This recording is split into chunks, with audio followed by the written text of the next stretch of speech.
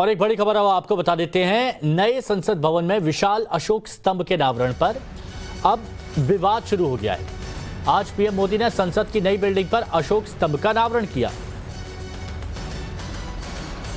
और इसी पर एआईएमआईएम चीफ असदुद्दीन ओवैसी ने सवाल खड़े किए। उन्होंने कहा कि अनावरण लोकसभा स्पीकर को करना चाहिए क्योंकि संविधान से संसद, सरकार और न्यायपालिका की शक्तियां पहले से तय हैं और आज सरकार ने सभी प्रक्रियाओं का उल्लंघन किया है। यह असदुद्दीन ओवैसी का ट्वीट है जो हम आपको इस वक्त दिखा रहे हैं। संविधान ने सबकी ताकत अलग रखी है, पहले से तय है, चाहे वो संसद हो, सरकार हो या न्यायपालिका हो।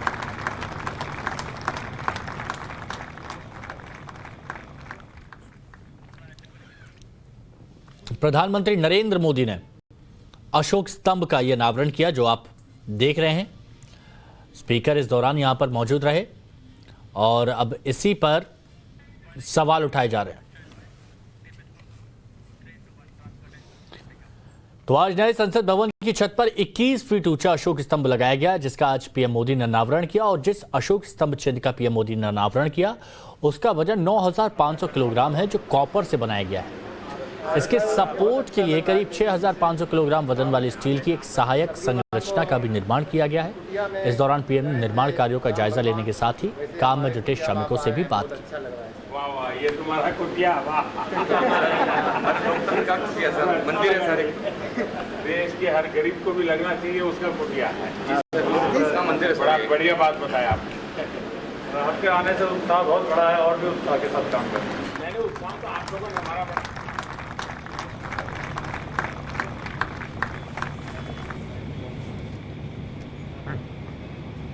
तो कांग्रेस यहां पर सवाल उठा रही है कि विपक्षी दलों को क्यों नहीं बुलाया गया।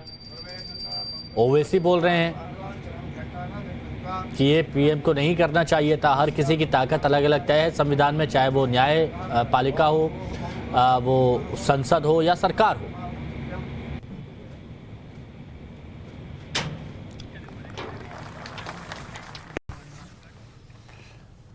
तो संसद भवन पर अशोक स्तंभ के अनावरण के साथ ही इस पर सियासत शुरू हो गई। बीजेपी कांग्रेस का क्या कहना है वो आपको सुनाते हैं।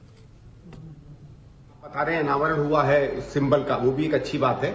कहाँ रखा जाएगा, मुझे आशा है कि सुंदर जगह पे जो प्रभावी हो। भारत की संसद है, एक तरीके से दुनिया की सबसे बड़ी जमहूरियत की ये संसद है, लोकतंत्र की संसद है, तो उस के हिसाब से एक इसमें ग्रैंडियर भी निकले। मैं सिर्फ एक आशा जरूर करता था कि जब भी प्रधानमंत्री पार्लियामेंट की कम से कम कोई भी कार्य करे तो सबको बुलाना चाहिए। देखिए, पार्लियामेंट किसी सरकार की, किसी एक पार्टी की, किसी प्रधानमंत्री की नहीं होती है। संसद भवन पूरे लोकतंत्र का है। लोकतंत्र में मुख्य भागीदार तमाम पॉलिटिकल पार्टी, राजनीतिक दल उस समय का नेतृत्व होता है और अच्छा लगे कि अगर सब इसमें आए, लोकतंत्र में जो भी महत्वपूर्ण व्यक्ति हैं सब आकर एक साथ इस महत्वपूर्ण बिल्डिंग को देश के साथ दें, उसकी धीरे धीरे उसके निर्माण में भागीदारी दें। उन्हें ये बिल्कुल पसंद नहीं कि आज पीपल की बात हो रही है, ना कि एक परिवार की। जिन लोगों ने 400 से ज्यादा स्कीमें, अवार्ड, एयरपोर्ट, सारे भवन एक परिवार के नाम पर डेडिकेट किए गए हो, तब जब आज नेशनल एम्ब्लम पीपल को डेडिकेट किया जा रहा है और जनता को और लोकतंत्र को ये डेडिकेट किया जा रहा है, तब कांग्रेस पार्टी के पेट में दर्द होना लाजमी है क्योंकि उनके लिए हमेशा परिवार तंत्र लोकतंत्र के ऊपर है और परिवार जनता के ऊपर है। लोकतंत्र के सबसे बड़े मंदिर में राष्ट्रीय गौरव के इस प्रतीक के होने के मायने क्या है वो आपको इस रिपोर्ट में हम दिखाते हैं।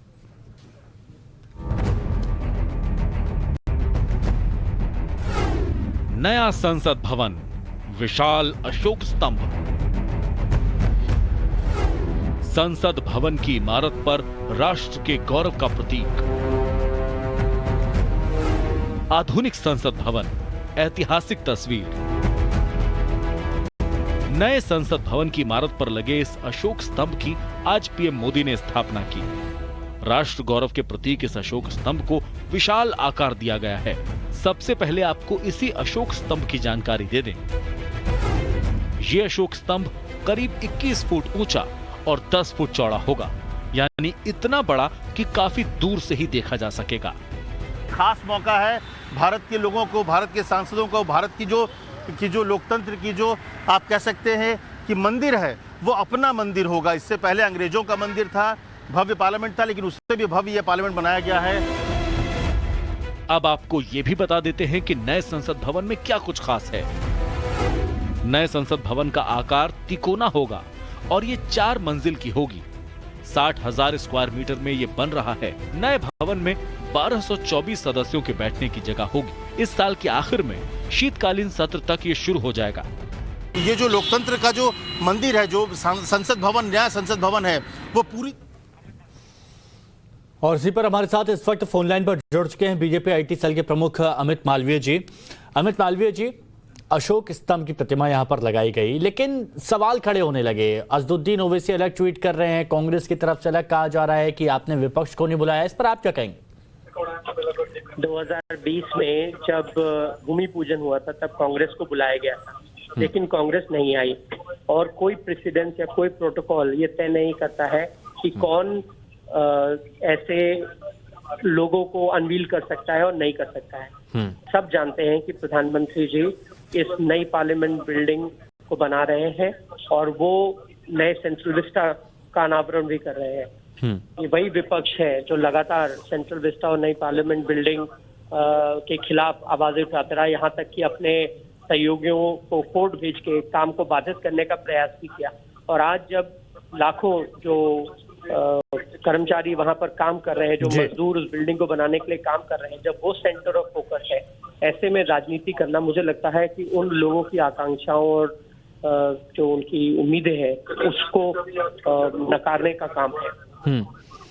अमित मालवीय जी, कांग्रेस तो कह रही है विपक्ष को नहीं बुलाया गया, ये गलत है, लेकिन ओवैसी साहब ये कह रहे हैं कि लोकसभा स्पीकर को यह अनावरण करना चाहिए क्योंकि संविधान से संसद, सरकार और न्यायपालिका की शक्तियां पहले से तय हैं और सरकार ने सभी प्रक्रियाओं का उल्लंघन कर दिया। प्रधानमंत्री सरकार के सर्वोच्च कार्यालय में बैठते हैं और ये उनका पूरा अधिकार है कि वो इस प्रकार के किसी भी बिल्डिंग, किसी भी लोगों का अनावरण कर सकें। ओवैसी साहब को अपनी कानून की किताबों को दोबारा उठा के देखना चाहिए। लेकिन क्या इस वक्त क्या विपक्षी दलों को भी बुलाना चाहिए तो उनके मुखियों को? विपक्षी दलों को तो हमेशा बुलाया गया है। 2020 में भी जब भूमि पूजन हो रहा था बुलाया गया, आए नहीं। आज जो अनावरण हो रहा है, आज जो अनावरण हुआ उस पर भी क्या बुलाया गया था? मैं आपसे कह तो रहा हूँ कि 2020 में बुलाया गया था, नहीं आए। क्या अपेक्षा करते हैं? तो इसीलिए आगे न्योता नहीं दिया गया? क्यों नहीं आए? सबकी पार्लियामेंट है, क्यों नहीं आए? किसी ने मना किया था? पूछा आपने उनसे? चलिए, शुक्रिया अमित जी आपका हमारे साथ जुड़ने के लिए। तो 2020 में जब बुलाया गया था उस वक्त नहीं आए थे, ये बीजेपी की तरफ से कहा जा रहा है। हालांकि ओवैसी का अलग कहना है और बीजेपी की तरफ से अमित मालवीय जो बीजेपी आईटी सेल के प्रमुख है हमारे साथ जुड़े, तो उनका कहना था कि सर्वोच्च होते हैं प्रधानमंत्री और इसीलिए उन्होंने इसका अनावरण किया है। स्पीकर उस वक्त वहां पर मौजूद थे। सवाल उठाना ही सिर्फ एक मंशा रहती है विपक्ष की और इसीलिए सवाल यहां पर उठाए जा रहे हैं। और यह भी कहा गया कि इससे पहले जब बुलाया गया उस वक्त आए नहीं।